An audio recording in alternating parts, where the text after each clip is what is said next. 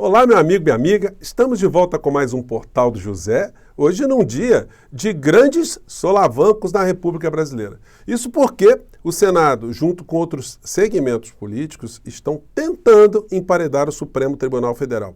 Hoje tivemos reações muito fortes já do ministro Gilmar Mendes e do ministro Barroso numa sessão do Supremo Tribunal Federal. Além disso, outras situações estão acontecendo aqui no nosso país que merecerão aqui o nosso destaque. Dentre elas, filas que estão andando com a ajuda do FBI e também a questão envolvendo a posse do presidente novo da Argentina. Será que Lula vai ou não vai? Nós vamos analisar tudo isso aqui no nosso encontro de agora, mas antes de mais nada, quero convidar você que está chegando nesse instante ao nosso portal e não nos conhecia, para que você se inscreva aqui conosco, conheça também os nossos outros vídeos, compartilhe. Não esqueça de dar o seu joinha, mandar o seu comentário e, se puder, se inscreva também no nosso clube de membros, tá legal? Então, vamos seguir em frente.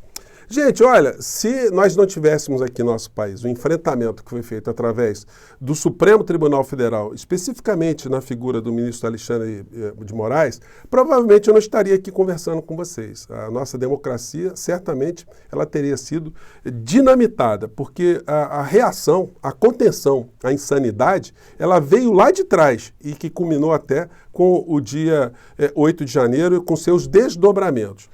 A gente pode perceber o que acontece no Brasil ainda quando a gente vê uma sessão do Tribunal Superior Eleitoral, onde o ministro Alexandre de Moraes, mais uma vez, mostra que não recua diante de pressões, diante de tweets, de maledicências que são jogadas nas redes, né?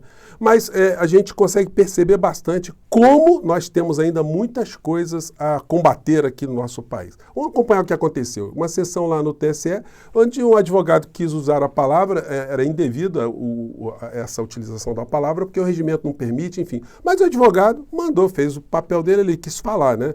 E aí o ministro deu um certo desabafo, fazendo uma crítica aqui ao OAB, que tem se posicionado nos últimos tempos de uma maneira muito ruim, muito tímida, em relação à defesa da democracia e o combate a essas insanidades todas que a extrema-direita fez contra o nosso país. Vamos ver aqui o que o ministro disse. Havia inscrição para sustentação oral, essa foi indeferida, presidente? O advogado queria falar, né? Sustentação oral. Doutor, trata-se aqui, eu vou repetir novamente, a OAB vai lançar outra nota contra mim, vão falar que eu não gosto do direito de defesa, vai dar mais uns 4.000 tweets dos meus inimigos. Então vamos fazer, doutor, a festa do Twitter, das redes sociais.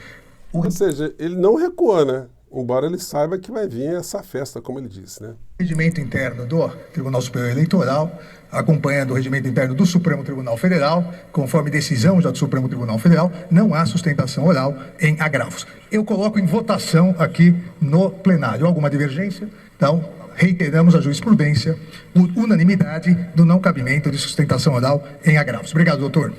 Bom, segue a fila. Segue a fila. Eu não sei quem é que o advogado estava defendendo, mas a coisa andou. Bom, isso para nos dar conta de como o conflito, como eu disse para vocês, ainda está muito longe de terminar. Os insanos continuam aí a achar que conseguirem emparedar o Supremo Tribunal Federal. Como eu disse para vocês também, o ministro Gilmar Mendes e o ministro Barroso já sinalizaram que esse tipo de emenda constitucional, ela é inconstitucional. Assim que for demandada que alguém levantar se é constitucional ou não, vai bater lá no Supremo Tribunal Federal, que vai decidir aquilo que está no artigo 60, parágrafo 4º da Constituição, que diz que não será objeto de deliberação a proposta de emenda tendente a abolir, inciso 3º, a separação de poderes. Então, provavelmente ela vai cair mais cedo ou mais tarde, talvez mais cedo do que a vã filosofia possa imaginar. E essas figuras aqui que eu mostrei para vocês, como o senador da SWAT, que estão ali, várias figuras, né, com muitos crimes para responderem, eles vão ter o menor benefício. A única coisa positiva que a gente pode extrair dessa história toda é que o próprio Supremo Tribunal Federal possa iniciar um processo de autocontenção no sentido de fazer com que algumas medidas tenham mais celeridade, porque realmente Não dá para um ministro da Suprema Corte pedir vistas num processo e ficar com esse processo durante anos, enfim, e não se ter um despacho da Corte para se resolver um problema. Isso não é absolutamente nem um pouco republicano. Então, mas alguns sinais já começam a ser tomados pelo próprio Supremo Tribunal Federal em relação a decisões colegiadas, enfim, quase tudo isso que foi votado na PEC, número 8, o Supremo já tinha regulamentado no seu regimento interno. Então, enfim, que essa gente da direita não lê os próprios projetos de emenda constitucional, daí eles ficam cometendo as maluquices e insanidades nas redes, né? Bom, hoje, enquanto nós estamos falando da tensão que nós vivenciamos aqui no Brasil, um coronel foi julgado pelo Superior Tribunal Militar e foi condenado à prisão. Mas é muito pequena a prisão, enfim, ele só vai ganhar o carimbo ali de condenado. Vai virar um criminoso formal para a Justiça Militar, sem prejuízo do julgamento que ele também está sujeito no Supremo Tribunal Federal pelo dia 8 de janeiro. Uma característica que eu já comentei aqui muitas vezes com vocês é a covardia desses extremistas que pousam de valentes, falam, esbravejam, né? Mas na hora que estão ali no cantinho, eles viram gatinhos gordos, castrados, né? E se acovardam, né? Negam aquilo que disseram, que estavam nervosos, estavam medicados, não é bem isso, foram mal interpretados, enfim. É o que fez esse coronel aqui, que pediu milhares de desculpas, né? Mas no dia 8, que ele estava achando que ia ter um golpe, ele inclusive levou a esposa, né, para participar desse momento golpista, né? Ele estava cuspindo marimbondo. Gente, desculpem os palavrões aqui que a criatura dirá, tá? Mas isso para dar uma noção, o que foi que nós enfrentamos aqui no nosso país, né? As criaturas estão aí, mas nenhum deles confessam, né? Vamos lá. Filha da puta! Alto comando do caralho! Bando de filha da puta! Olha aqui o povo! É esposa! Seus filha da puta! Vanguardeiros! Filha da puta! Exército é o caralho! Esse nosso exército é um merda! Bolsonarista típico, tá? Você é formado lá com Bolsonaro, o exército brasileiro tem que sofrer também alguns pentes finos, né? O que está sendo formado dentro das fileiras militares aqui no nosso país, né? Evidentemente, a gente não pode acreditar que todos os militares do Brasil são espelho disso aqui que a gente acabou de ver, né? Mas aí o cidadão aí vai sofrer as consequências, né? Bom, vamos ver as filas andarem como elas estão andando. Algumas mais rápidas, outras mais lentas, enfim. Agora a contribuição do FBI para uma fila aqui que vai incriminar de uma forma mais contundente o genocida, o inelegível aqui no nosso território, mas também fora do nosso território, porque o FBI já materializou crimes em território norte-americano envolvendo dinheiro circulando nos Estados Unidos. Então a coisa ficou mais complicada ainda para os membros e auxiliares do clã. Vamos acompanhar aqui a matéria dessa tarde da Isabela Camargo, do Estúdio I. Em que as autoridades americanas firmaram um acordo de colaboração com a Polícia Federal. A apuração que eu trago nesta quinta-feira é que os primeiros documentos já chegaram à sede da Polícia Federal. Portanto, o FBI, que é a Polícia Federal dos Estados Unidos, já começou a compartilhar informações a respeito da venda das joias do acervo presidencial nos Estados Unidos. O que eles receberam até agora? Comprovantes de movimentação financeira no que diz respeito àquela recompra do relógio da marca Rolex que foi feita pelo advogado Frederico Wassef.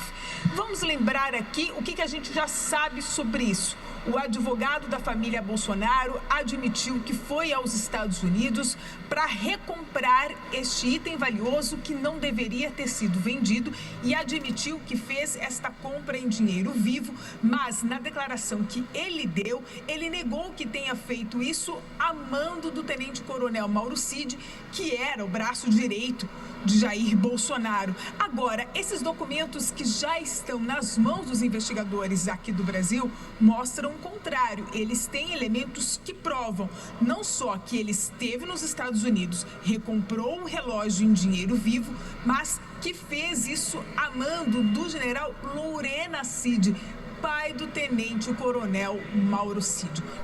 Bolsonaro vai dizer o quê? Que o FBI tá mentindo? Que os americanos estão mentindo? Não, gente, não é nada como filas para andarem, né? Bom, então vamos acompanhar e vamos aqui fazer a nossa pressão para que essas filas andem rapidamente para chegar logo até a Papuda ou Bangu, né? Bangu 8. E aí, gente, uma questão, né, que está sendo discutida hoje. Lula deve ou não deve ir à posse de Milei na Argentina?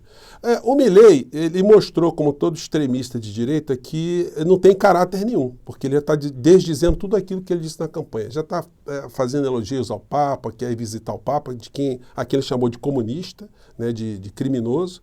Ele já mandou um tweet muito simpático à China, dizendo que vai conversar com a China. Então, ele tinha dito que não falaria com comunista, que seria só com o mundo livre, que não falaria com Lula.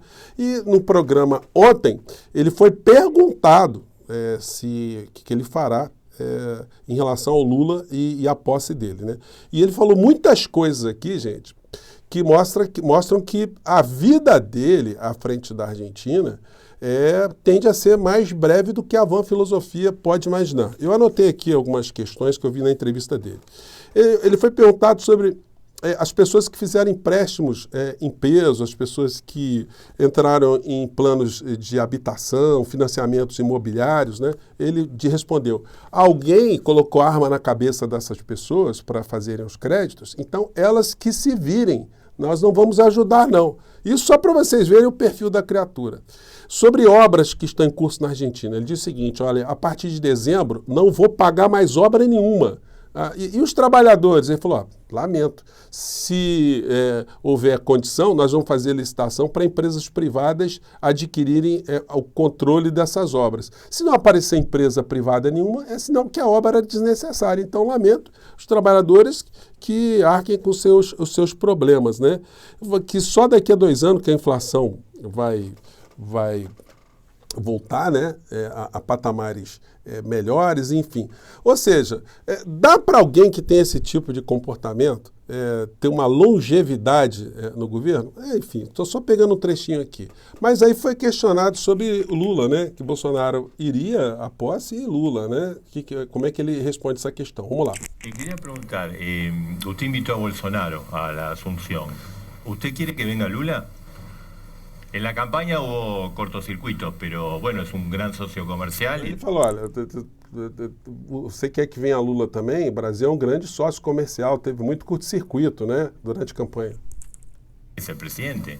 Si Lula, digamos, quiere venir, digamos, será bien recibido. Está invitado. Es el presidente de Brasil. Claro, y la charla con el Papa es... E se Lula quiser vir, olha só, e aí a questão, né, que está todo mundo repercutindo. Após convidar Bolsonaro, Milei diz que Lula será bem-vindo em sua posse. Se a gente pega aqui a posse passada, quando Alberto Fernandes ganhou, e o Macri, o padrinho de Milei, perdeu, a transição foi absolutamente democrática, né? O Macri é uma pessoa de direita, mas passou a faixa aqui para Alberto Fernandes. De centro-esquerda, Alberto Fernandes prestou juramento. Foi absolutamente democrático. Aí no final ali do que passou a faixa, né, ele fez o papel digno, um presidente de direita, abraçou ali o Alberto Fernandes de esquerda, né, e que tomou posse. Então, o que vai acontecer agora? Agora são vários convidados presidentes, né, que estiveram na posse do Alberto Fernandes, e o que tende a se repetir é exatamente a mesma coisa. O Alberto Fernandes vai passar a faixa para Milei. Eu entendo que o Lula deveria ir à posse como presidente do Brasil para prestigiar a vontade do povo argentino. Não é para fazer agradinho ao Milei. Isso iria criar algumas situações aqui, eu gostaria que você refletisse sobre isso, né? Em primeiro lugar, o local reservado às autoridades seria preenchido pelo presidente Lula, talvez por uma outra autoridade, outra que fosse com o presidente Lula para essa cerimônia. E tem uma outra coisa também, né? No final da história, qual seria a impressão que as pessoas teriam desse episódio todo? É o Lula, mesmo tendo sido agredido, se despindo ali de qualquer vaidade e prestigiando o que o cargo institucionalmente determina. O povo argentino certamente veria isso com muitos bons olhos, né? E o Bolsonaro não poderia ocupar esse espaço ali. Agora, num momento futuro, com a derrocada disso que nós estamos vendo, com essas medidas todas que estão sendo propostas pelo Milei, que não tem chance desse troço dar certo sem muito derramamento de sangue, sem conflito, sem quebra institucional na Argentina. Então, quem será sócio dessa desgraça toda que se avizinha no futuro? E não sou eu só que estou prevendo isso, né? Várias outras pessoas estão indo na mesma direção. Lula não deve ir à posse mesmo com fala de Milei, dizem ministros. A gente não pode tratar essas questões como fígado. Se pegar a opinião popular, qualquer pessoa vai dizer assim, não, acho que ele não tem que ir, não, ele foi xingado, o Lula foi xingado. Gente, o Lula já foi xingado por todo mundo aqui no Brasil. Por gente da esquerda, gente direita, até o vice-presidente, o Alckmin, também xingou. E o Lula nunca considerou isso obstáculo para conversar. Então o Lula tem a dimensão, que ele já falou isso, que ele não precisa ser amigo do Milei. O que ele precisa é representar o nosso país e respeitar a democracia argentina, comparecer na posse. Ele vai criar um constrangimento muito grande para o Bolsonaro e as pessoas que vão ali. Eu não acredito em vaias, não acredito que esse tipo de insanidade poderia acontecer lá. Se acontecer, o Lula é o menos culpado. Quem irá organizar o cerimonial será um grupo misto, né? Ainda do atual governo da Argentina, o Alberto Fernandes, que jamais permitiria algum tipo de constrangimento ao Lula, e também os que estão tomando posse agora. Festa agora, eles irem depois, se confraternizarem, o pessoal da extrema-direita, aí sim, aí eles podem ir, podem colocar roupinha de Batman, o que quiser, mas aí é outra história, né? O que vale mesmo é a representação institucional do nosso país. Isso eu acho que seria muito legal se o Lula pudesse ir, vai, faz o papel e volta. É assim que eu penso. Mande seu comentário para cá, tá bom? Um grande abraço, até o nosso próximo encontro. Tchau!